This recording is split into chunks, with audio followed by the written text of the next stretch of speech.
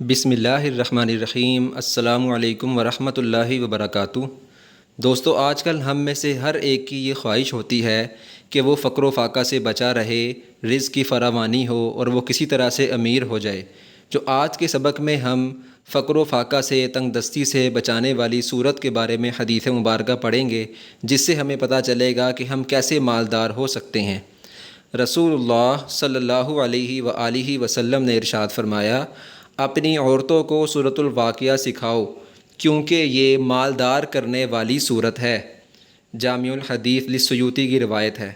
دوستو، اس سے ہمیں پتہ چلا کہ کس طرح ہم مالدار ہو سکتے ہیں۔ روزانہ اپنے گھر والوں کو بھی یہ نصیحت کریں کہ سورۃ الواقعہ کی تلاوت کریں، اور خود بھی آپ خاص طور پہ مغرب کی نماز کے بعد سورۃ الواقعہ کی تلاوت کا معمول بنائیں۔